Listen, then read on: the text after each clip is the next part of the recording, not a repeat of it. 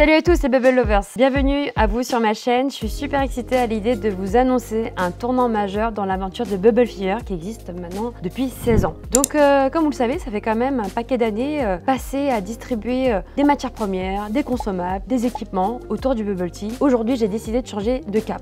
Donc c'était une belle aventure, mais maintenant je ressens vraiment ce besoin de me consacrer totalement à ce que j'aime et ce qui m'anime vraiment, c'est-à-dire la création de contenu et de valeur. Concrètement, en quoi ça consiste? Je vais me dédier à 3 projets qui me tiennent vraiment à cœur et qui, j'espère, vous inspireront autant que moi ça m'inspire.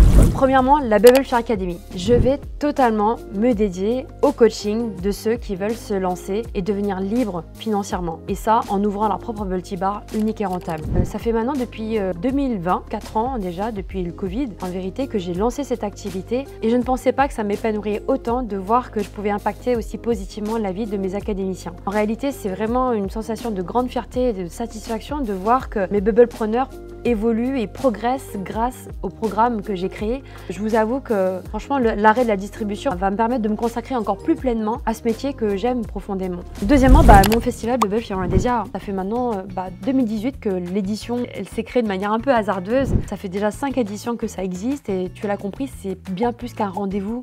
C'est vraiment un moment que beaucoup encore de personnes méconnaissent et ça nous permet avec cette vibration énergétique de malade, avec tous ces good vibes, avec des personnalités hyper inspirante, de pouvoir créer un rendez-vous mais significatif. À y repenser, pour moi c'est trop beau de voir que ce rendez-vous finalement, il va bien au-delà de ce que je pouvais espérer. C'est un rendez-vous qui maintenant est possible et appartient finalement aux 350 artistes qui me font confiance tous les ans à chaque édition. T'imagines pendant près de 12 jours à la Foire de Paris, de voir ce rendez-vous se concrétiser, pour moi c'est un réel kiff de pouvoir coordonner tous ces arts, les arts culinaires, les arts martiaux, les arts culturels. C'est une grande fête et c'est un moment hyper festif et qui grandit à chaque édition. Franchement, ça m'anime profondément, je kiffe faire ça. J'ai tellement hâte de vous partager également toutes les grandes surprises que j'ai prévues pour la prochaine édition en 2025. Donc stay tuned. Et enfin, je lance mon 3e projet qui est Rose Tea Talk, donc mon podcast où plutôt qu'une pause café, ce sera une pause bubble tea où je vais pouvoir inviter des personnes au parcours inspirant, que ce soit des chefs, des champions, des sportifs, des artistes. Le but du jeu, c'est vraiment qu'on va prendre le temps pendant 2 heures et on va échanger sur le mindset, sur le business, l'entrepreneuriat, les obstacles que nous rencontrons dans nos vies et de voir de quelle manière ça peut impacter nos business et nos vies personnelles. Le tout étant vraiment que le ton, il est donné. Ça va être fun, ça va être utile et surtout ça va être sans langue de bois. Donc ce sera avec des personnes connues ou méconnues du grand public. Le tout étant que vraiment c'est un moment qui se veut utile, avec des tips, avec des conseils qui vont te permettre vraiment de t'énergiser, te booster pour passer à l'action et atteindre tes objectifs. D'ailleurs, je vais vous dévoiler 10 des invités que j'adorerais inviter sur mon émission en podcast. Donc la première, Oprah Winfrey. Franchement, ça serait tellement ouf pour moi de la voir sur cette émission. C'est The GOAT au niveau de la référence talk show US et en plus c'est une serial entrepreneuse incroyable. Deuxième, donc Dan Lok. C'est The Master dans ce que j'appelle l'art du closing, du high ticket selling. Enfin, c'est un maître dans la matière. Et c'est vraiment la référence aux États-Unis également et je serais trop contente de l'avoir sur cette émission. Troisième personne, donc Jackie Chan. Alors lui, c'est franchement l'acteur qui a bercé mon enfance autour des arts martiaux. C'est aussi le gars qui m'a beaucoup inspiré sur l'autodérision. J'adore en fait cette légèreté qu'il véhicule dans ses films et moi ça a bercé toute mon enfance. Quatrième personne, Mike Horn. Alors c'est l'explorateur de l'extrême qui recule à chaque fois sa zone de confort. Franchement, ses aventures autour de la planète m'ont toujours fascinée. Je serais trop heureuse de l'avoir sur ce podcast.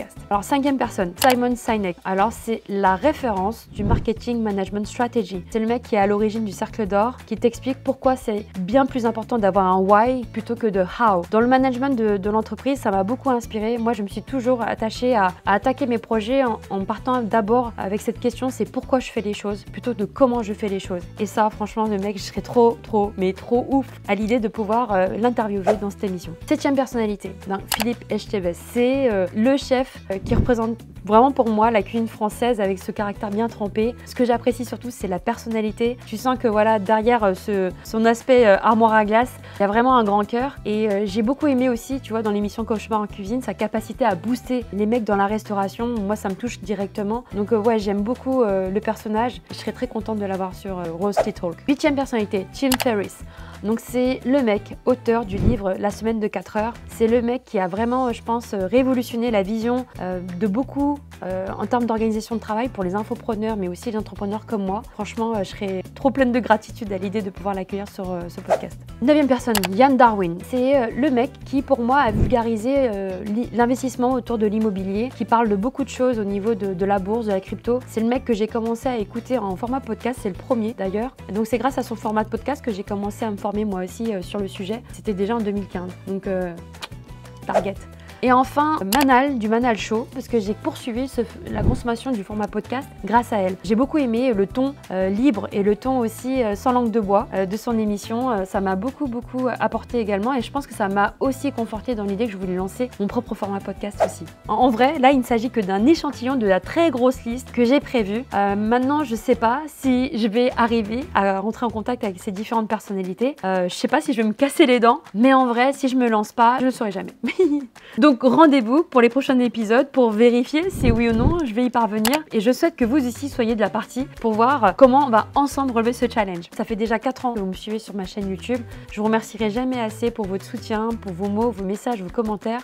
Ça m'anime de ouf. Voilà, je suis trop impatiente de vous partager, de vous dévoiler ces nouveaux formats au travers de ma chaîne qui va bien sûr s'orienter sur tout cet aspect business mindset mais aussi analyse autour de ces différents concepts marché.